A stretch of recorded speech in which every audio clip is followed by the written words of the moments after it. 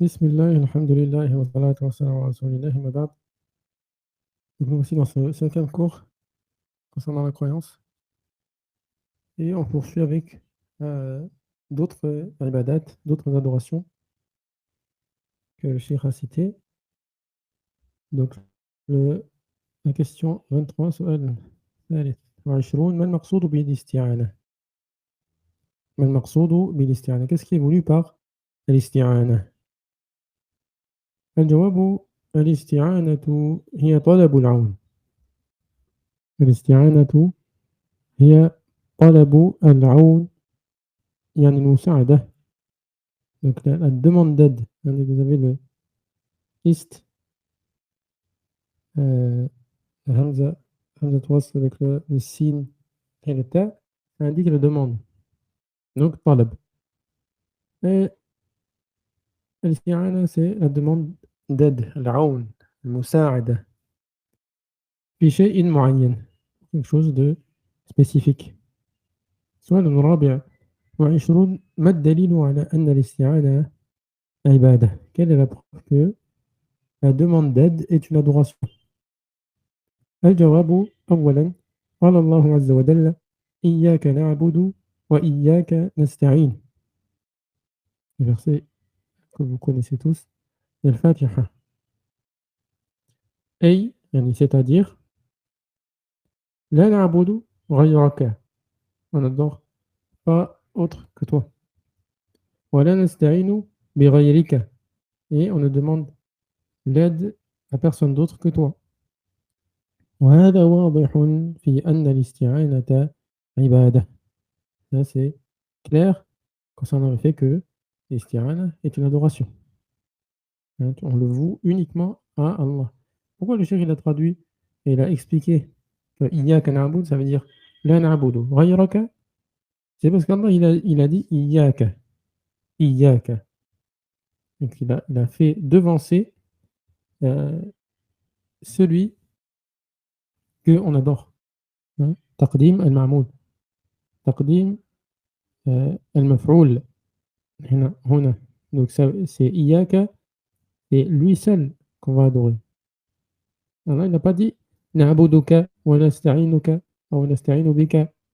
Non, il a fait devancer celui pour qui on voue l'adoration. C'est pour dire que c'est quelque chose qui est spécifique à lui. Hein. On appelle dans les asalib al-hasr. يفيد الحصر. تمام. ثانيا قال النبي صلى الله عليه وسلم إذا استعنت فاستعن بالله. Si tu demandes l'aide à quelqu'un ou si tu demandes l'aide, demande l'aide d'Allah. فأمر أن تكون الاستعانة بالله. Donc il a ordonné le fait que la demande d'aide soit à Allah. وهذا هو معنى العبادة. Donc c'est ça le sens de l'adoration. Le fait qu'il nous ordonne de vouer cette chose à Allah. Ça c'est clairement une adoration. Et au passage ici, le prophète sallallahu il a dit ça à Ibn Abbas alors qu'il était jeune.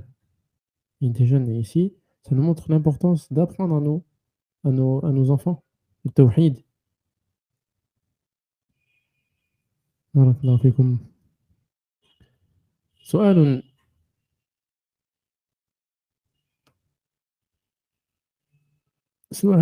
خامس وعشرون متى تكون الاستعانة عبادة? Donc, quand est-ce que la demande d'aide est une adoration? الجواب سبق معنى الاستعانة. Donc, le cheikh l'a évoqué dans ce qui a précédé le sens de la demande d'aide. وطلب العون عموما منه ما يكون عبادة ومنه ما لا يكون عبادة. Donc la demande d'aide, de manière générale, eh bien il y a parmi cela des choses, ce qui est une adoration, et parmi cela il y a ce qui n'est pas une adoration. فالاستعانة التي هي عبادة. Donc la demande d'aide qui est une adoration, هي طلب العون في أمر لا يقدر عليه إلا الله. C'est la demande d'aide pour une chose que seul Allah il peut faire. Seul Allah est capable. مثل الاستقامة على طريق الهداية. Comme le fait de se tenir sur la droiture. طريق الهداية, la voie, des gens qui ont été guidés. Donc, le fait de se tenir sur ce chemin de ceux qui ont été guidés, de tenir, de se maintenir sur ce chemin, eh bien, personne ne peut te donner cela si ce n'est Allah. وتيسير مصالح الإنسان, de même le fait de t'accorder des choses qui te sont profitables, de te les faciliter. Ça, ce n'est que Allah qui peut te faire ça. ونحو ذلك, etc. بمعنى أن يعطيك الله العون والقدرة على أن تقوم بمصالحك. Dans le sens où c'est Allah qui va te donner, c'est Allah qui va t'aider, qui va te donner la capacité, qui va te donner l'aide pour que tu puisses faire ces choses qui te sont bénéfiques. Personne ne peut le faire si ce n'est Allah subhanahu wa ta'ala. فلا يجوز أن يذهب المسلم إلى ضريح مثلا ويطلب العون أو المدح أو المدد عفوا من الميت. Donc il n'est pas permis aux musulmans d'aller dans un tombeau, par exemple, ويطلب العون, qu'il demande l'aide, ou al-madad. Al-madad, c'est presque comme l'aide, c'est l'assistance, c'est très proche. Donc le fait d'aller demander cela à dans un tombeau à un mort, ça, ce n'est pas permis du tout. C'est du shirk. Et je précise ici une question d'un étudiant auquel on a répondu, et on va le préciser ici, c'est le fait qu'ici on juge des actes. Okay, on juge vraiment des actes. Et ceux qui font ces choses-là, on ne peut pas dire qu'ils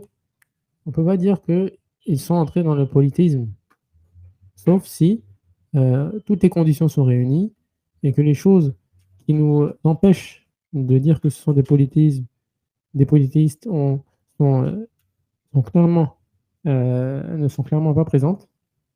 Dans ce cas, on pourra le dire. Mais ça, je demande un degré de science supplémentaire, et globalement, on peut retenir qu'il faut réserver ça aux savants. Donc, ce qu'on juge ici, c'est vraiment l'acte. Et ce n'est pas les acteurs de ces actes de polythéisme. Que ces personnes peuvent être ignorantes de cela, ne pas savoir du tout que c'est du polythéisme.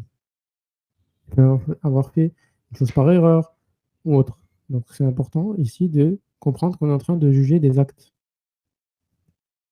Et pourquoi le cheikh il cite beaucoup Darih, pourquoi il cite beaucoup les tombes, les tombeaux?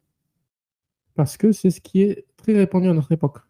Il y a une ambiguïté chez certains musulmans, le fait que le shirk, il concerne les statues.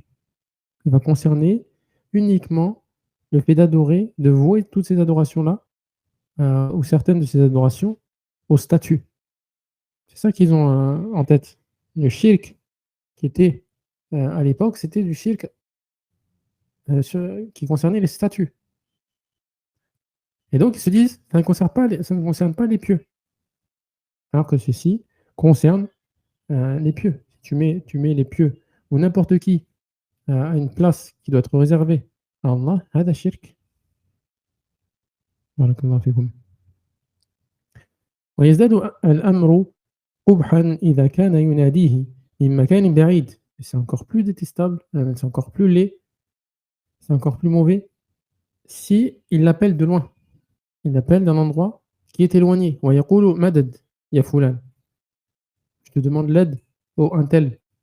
يعتقد أن الميت يسمعه. Et il croit que fermement que le mort l'entend. C'est des ambiguïtés qui sont propagées chez certaines personnes de la masse, et ils vont écouter cela. Ils vont dire, le mort, il peut te doser, il peut t'accorder une subsistance, il peut t'accorder ces choses-là, alors que c'est totalement faux. هذا shirk. Ça, c'est du shirk. Ok. Et même certains qui rapportent qu'ils vont mettre même les pieux au-dessus d'Allah. Ils avaient demandé à une femme, pourquoi tu invoques tel pieu qui est mort? Et pourquoi tu n'invoques pas Allah? Elle dit, parce que tel pieu, il attend pas. Il me fait pas attendre. Subhanallah. Ça vous montre que les gens ils sont dans un tel égarement qu'ils vont mettre même les pieux au-dessus d'Allah subhanahu wa ta'ala. C'est bien au-dessus du shirk qui était à l'époque du prophète sallallahu alayhi wa sallam. Et ça vous montre aussi que quand elle vous dit il n'attend pas, c'est-à-dire que la personne elle va entrer dans l'istidraj. C'est-à-dire que oui, Allah il va faire que il va lui donner ce qu'elle demande. Elle demande au pieux qui est mort dans des tombes ou autres actes de polythéisme, et Allah il va lui donner cela. Parce qu'elle a choisi l'égarement, et Allah il va lui donner cet égarement, subhanallah. Elle va lui donner. Donc il faut vraiment comprendre que quand ils vous disent, moi, j'invoque le pieux et il me donne, les kuffars aussi, Allah il leur a donné. Et vous voyez encore de nos jours des kuffars qui ont des richesses, etc. Est-ce que ça veut dire que ils sont rapprochés? Au contraire, ils sont très éloignés.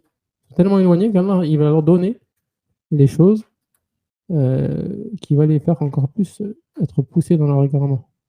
Après,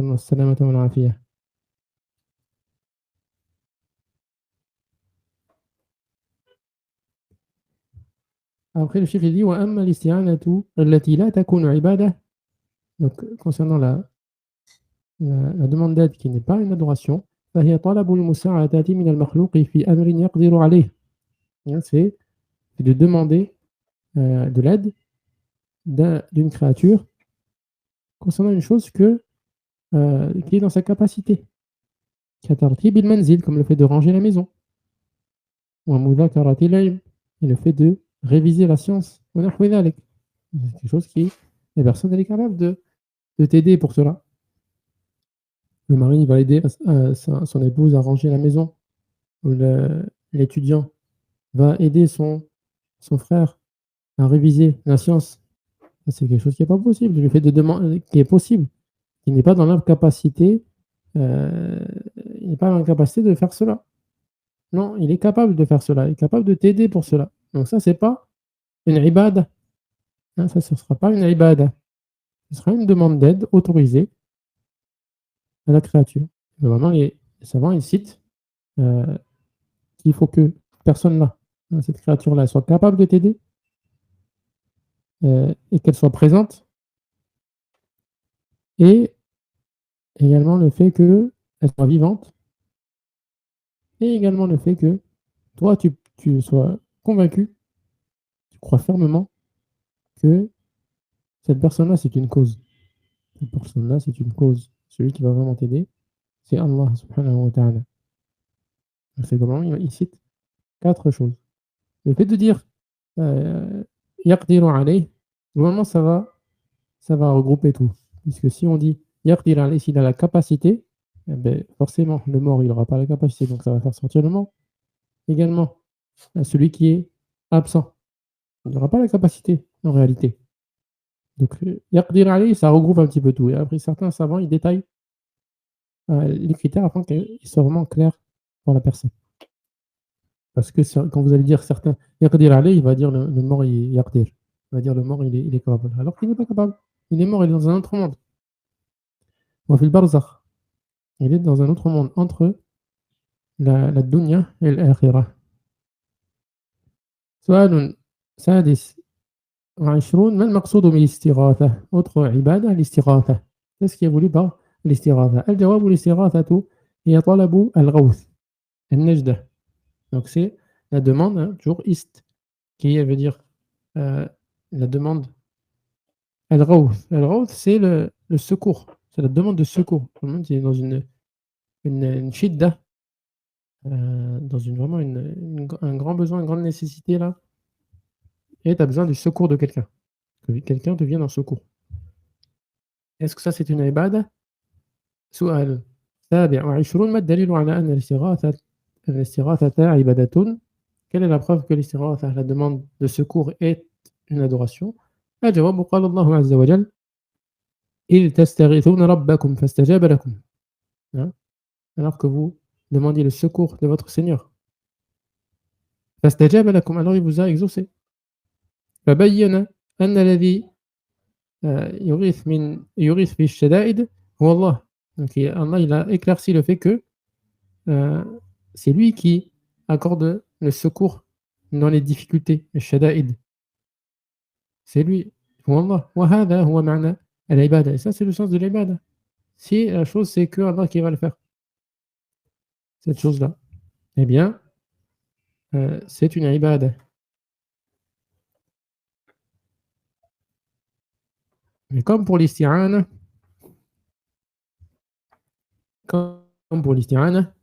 متى يكون؟ متى تكون الاستغاثة عبادة؟ Quand est-ce que l'istighatha, la demande de secours, va être une adoration? سبق معنى الاستغاثة. Donc, le sens de l'istighatha, il a précédé. وطلب الغوث والنجدة يعني طلب الغوث la demande de secours عموما منه ما يكون عبادة ومنه ما لا يكون عبادة. Il y a parmi cela ce qui est une adoration et parmi cela il y a ce qui n'est pas une adoration.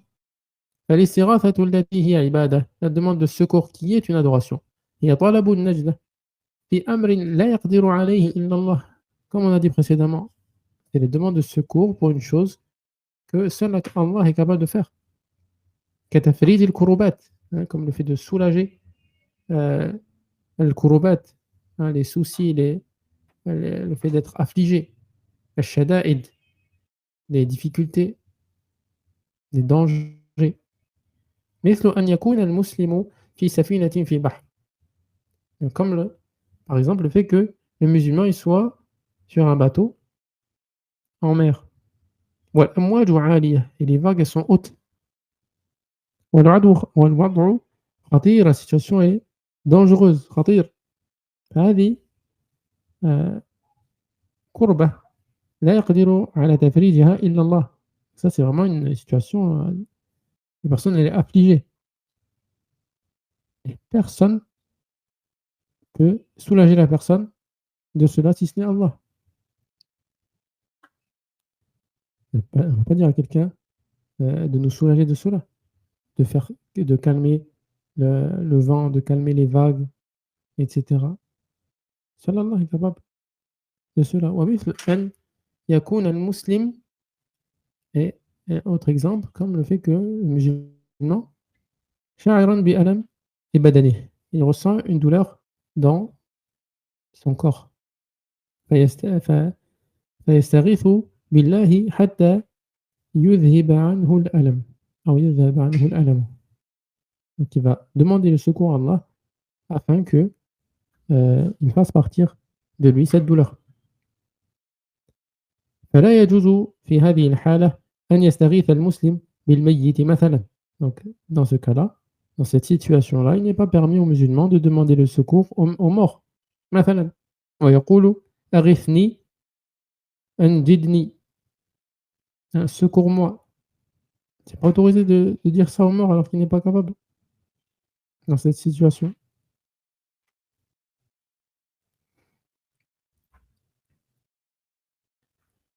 وأما الاستغاثة التي لا تكون عبادة, concernant la demande de secours qui n'est pas une adoration, طلب فهي طلب النجدة من المخلوق فيما يقدر عليه.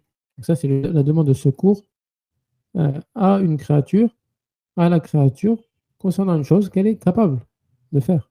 مثل أن يتعرض لك للصن, le fait que tu es un voleur, un cambrioleur qui vient et qui veut te voler, qui veut t'arracher des choses qui t'appartiennent, etc.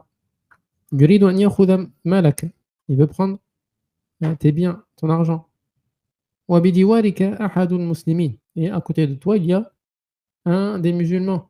فتطلب منه النجدة, tu demandes de lui le secours. C'est autorisé, il est capable. Évidemment, dans ce qui a précédé, quand le cheikh il dit le fait d'être soulagé de la douleur. Ici, un tafsir, évidemment, celui qui va te soulager, celui qui va t'accorder la guérison, c'est Allah. Mais tu as le droit de demander, les personnes, elles vont aux urgences.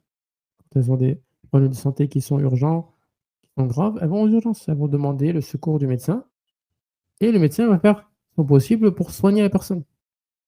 pour accorder les meilleurs soins à la personne afin que Allah lui donne la guérison. Mais si on demande à quelqu'un qui n'a pas les capacités, euh, comme le mort, on lui demande soigne-moi de tel mal, hada shirk. Okay, mais le fait de demander à un chirurgien de nous opérer en urgence pour nous soulager de cette maladie, et évidemment, ça va rentrer dans quelque chose qui est capable de faire. Et donc, ce ne sera pas du shirk. Et de même, s'il y a un hélicoptère, par exemple, si on est dans une situation en pleine mer, il y a des vagues qui sont très hautes, comme le cheikh l'a dit, la situation est dangereuse. Si il y a un hélicoptère, on a la capacité d'appeler un hélicoptère qui vient nous aider, eh bien, ce sera autorisé. Voilà,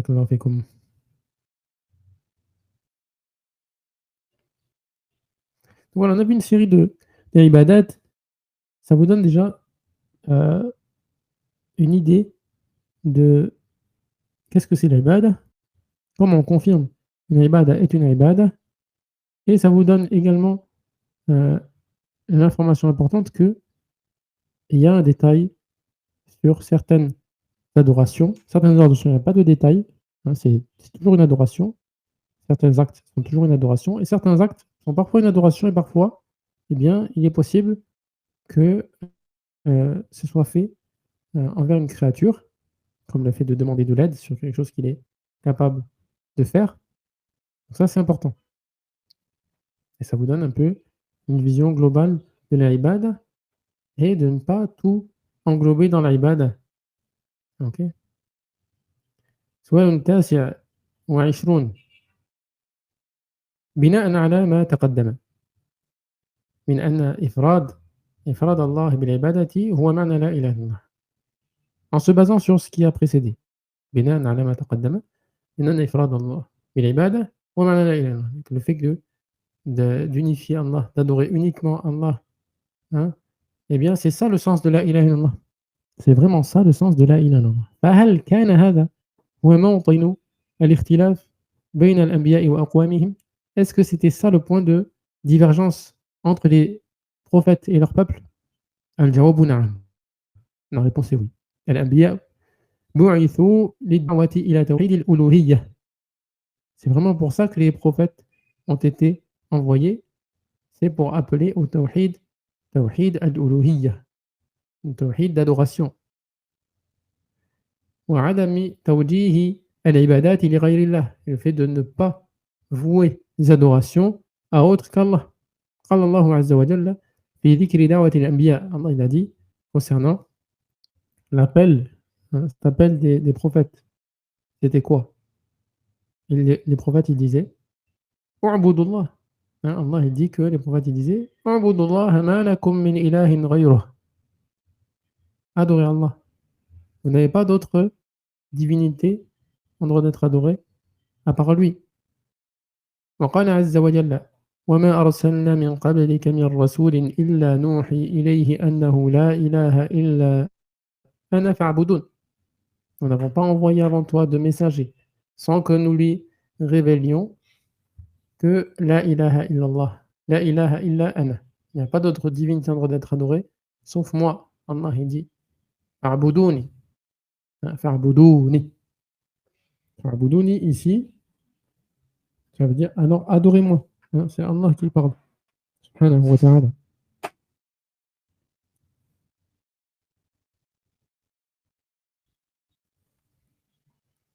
وأما توحيد الربوبية, concernant le tawhid de seigneurie, comme on l'a traduit, فقد كان المشركون يعترفون به. Les polythéistes, ils reconnaissaient ce tawhid. ولم يعتقد أحد منهم أن الأصنام تخلق أو ترزق أو تدبر أمور الكون. Il n'y a pas un d'entre eux qui pensait ou qui croyait que les statues, eh bien, elles créaient, ou bien elles accordaient la subsistance, ou bien elles géraient l'univers, elles géraient toute l'affaire toutes les affaires. Non, ils ne croyaient pas en ça. وكانوا يعرفون الله, ils connaissaient Allah عز وجل. لم يكن أحد منهم Yunkiru wujud Allah. Il n'y avait pas un d'eux qui rejetait l'existence d'Allah. Subhanahu wa ta'ala. Ah, ici, c'est important. Euh, ça, c'est al-wajh al-jumla. Al-wajh al-ijmal. De manière générale, naam, on dit que Tawhid al-Rububiyyah, ils étaient d'accord avec le Tawhid al-Rububiyyah. C'est pour ça que Allah il prend pour preuve le Tawhid al-Rububiyyah pour dire bah, si c'est comme ça, il faut que vous mettiez en pratique Tawhid al-Uluhiyyah, que vous adoriez uniquement Allah. Mais en réalité, celui qui a du shirk, il a un problème dans Tawhid al-Rububiyyah. En réalité, tous les associateurs qui ont un problème dans Tawhid al-Uluhiyyah, ils auront un problème forcément dans Tawhid al-Rububiyyah. C'est sûr. Ils n'auront pas considéré Allah tel qu'il doit être considéré, le fait d'accorder un associé à Allah. هذا نقص في توحيد الربوبية. Et ils avaient d'autres croyances également, certaines superstitions, etc. Donc, de manière générale, on retient ça. On retient que ils avaient le tawhid al-rububiyyah, ils ne rejetaient pas ce tawhid, mais si on regarde dans les détails, ils avaient des problèmes dans le tawhid al-rububiyyah. Donc, le cheikh il dit قال الله عز وجل ولئن سألتهم من خلقهم ليقولن الله. Et si tu leur demandes qui les a créés, ils disent quoi? Ils disent Allah. Donc ils savent que le créateur, et comme on a dit, Al-Rabb ou Al-Khaliq, le Seigneur, c'est celui qui crée. Ils savaient que c'est Allah qui les a créés. وَلَئِنْ سَأَلْتَهُمْ مَنْ خَلَقَ السَّمَاوَاتِ وَالْأَرْضَ لَيَقُولُنَّ خَلَقَهُنَّ الْعَزِيزُ الْعَلِيمُ. Si tu leur demandes qui a créé les cieux et la terre, ils diront خَلَقَهُنَّ الْعَزِيزُ الْعَلِيمُ. Qui est l'Aziz al-Alim? Allah. C'est Allah. Al-Aziz qui implique la sifa, l'Izza, al-Quwwa, la force, la puissance. Celui qui est le puissant. Al-Alim, celui qui a toute la science. Donc c'est Allah. La yaqulunna. Regardez, il vous donne deux noms d'Allah subhanahu wa ta'ala qui impliquent des attributs immenses. Celui qui est puissant et celui qui a toute la science. Donc ils connaissent Allah. قل من يرزقكم من السماء والأرض أم من يملك السمع والأبصار ومن يخرج الحي من الميت ويخرج الميت من الحي ومن يدبر الأمر فسيقولون الله. De même, et on leur demande qui leur accorde leur subsistance. Qui leur accorde la subsistance dans les cieux et la terre. أَمَّنْ يَمْلِكُ السَّمْعَ. Qui détient l'ouïe, le fait d'entendre. والأبصار et la vue. Le basar. والأبصار c'est le jam', le pluriel de vue. ومن يخرج الحي من الميت. Qui c'est qui fait sortir la vie du mort? ويخرج الميت من الحي, et qui fait sortir le mort du vivant. ومن يدبر الأمر. Qui c'est qui administre tout? فسيقولون الله. Ils vont dire Allah. Et ils connaissent Allah. Et ils savent que tout ça c'est Allah qui le fait seul et unique. Pas d'associer à lui ces choses-là. Ça c'est vraiment important. Et je vais vous demander un devoir ici, c'est pour nos élèves de mémoriser ces versets, ces trois versets-là, avec également deux autres versets qui vont arriver. Les parties du devoir, je vous les noterai également sur la chaîne. Donc, ces trois versets sont vraiment très importants parce qu'ils vous montrent quel est le sens de la ilaha illallah. Est-ce que ça veut dire que la khaliq, est-ce que ça veut dire qu'il n'y a pas d'autre créateur si ce n'est Allah? Non, regardez. Les Quraysh, ils n'ont pas voulu dire la ilaha illallah. Et pourtant, ils croyaient que c'est Allah qui les a créés. C'est Allah qui a créé les cieux et la terre. C'est Allah qui accorde la subsistance. C'est Allah qui détient la vue, qui détient, qui fait vivre et qui fait mourir et qui gère absolument tout. Ils savent que c'est Allah. Pourtant, ils disent pas la ilaha illallah. Ils disent pas, non, je ne dirai pas la ilaha illallah. Pourquoi? Parce qu'ils ne veulent pas vouer l'adoration uniquement à Allah. Ils veulent la vouer à Allah et à autre. C'est ça le sens de la ilaha illallah. C'est important que vous mémorisiez ces versets-là. Parce qu'il y a encore, de nos jours, des gens qui se disent musulmans, des gens qui se disent savants, et qui disent la ilaha illallah. Ça veut dire que il n'y a pas d'autre créateur si ce n'est Allah. C'est vraiment une grosse erreur.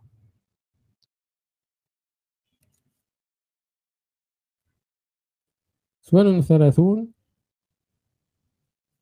قرأت ماذا؟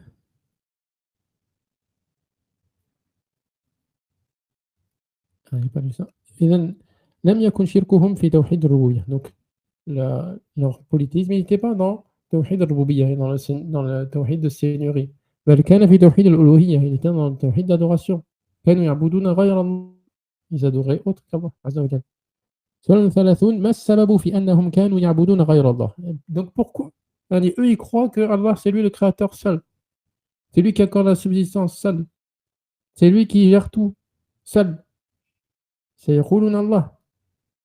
Pourquoi ils adorent autre qu'Allah subhanahu, مع أنهم معترفون بأنه لا رب إلا الله, sachant que ils acceptent, ils reconnaissent le fait qu'il n'y a pas d'autre Seigneur si ce n'est Allah. Al-Jawab.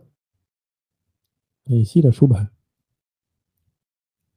السبب ذكره الله سبحانه وتعالى بقوله والذين اتخذوا من دونه أولياء ما نعبدهم إلا ليقربونا إلى الله زلفى. والذين اتخذوا من دونه أولياء, ceux qui prennent en dehors de lui, en dehors d'Allah, des alliés. ما نعبدهم, nous n'adorons que pour qu'ils nous rapprochent d'Allah. Ils ne cherchent pas à s'éloigner d'Allah avec le polythéisme, ils cherchent à se rapprocher d'Allah subhanahu.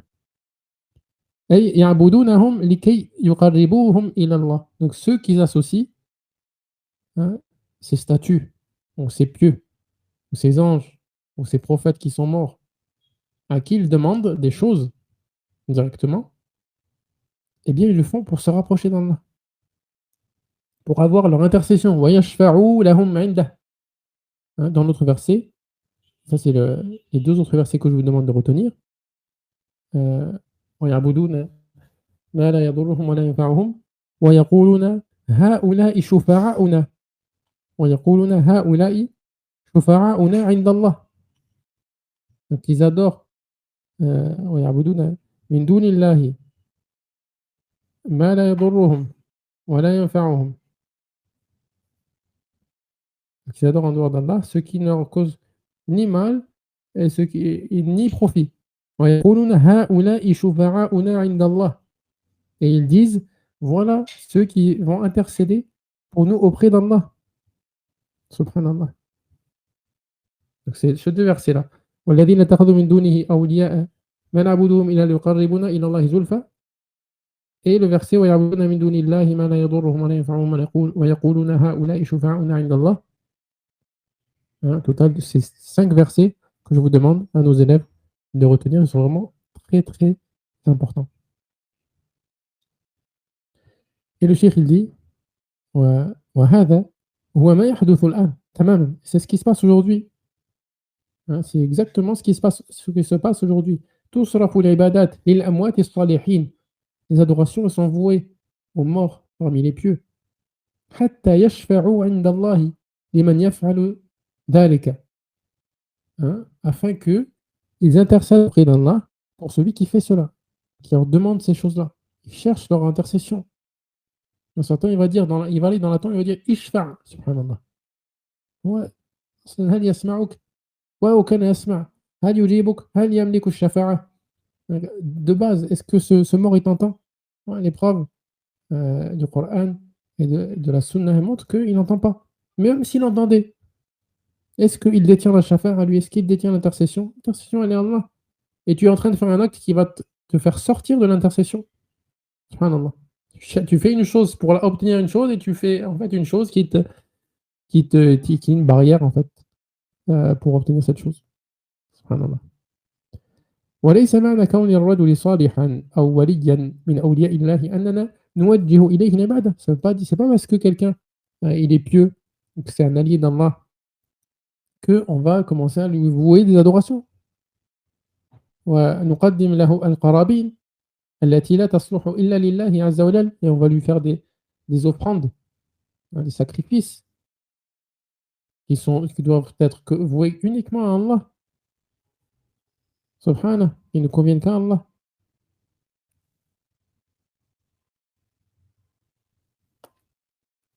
وما دام الإنسان معترفا بتوحيد الربوبية, dès que la personne, tant que la personne, elle reconnaît le tawhid de seigneurie, ويعلم أن الله هو خالقه ورازقه ومدبر أمره, qu'il sait que Allah c'est lui qui est son créateur, qui est celui qui lui accorde sa subsistance et qui gère toutes ses affaires. فلا يستقيم أن يعبد غيره, donc il n'est pas correct qu'il adore autre que lui. لأن العبادة لا تكون إلا لمن خلق, car l'adoration elle n'est que pour celui qui a créé. مثال ذلك, un exemple à cela. Le chef il donne un exemple. لو كان شخص صاحب محل تجاري, quelqu'un qui a un magasin, وهناك أشخاص يعملون عنده, et il a des travailleurs à son service, des employés, ويعطون إليه الربح, donc il lui donne les recettes, les gains, il lui donne à lui, à ce chef-là.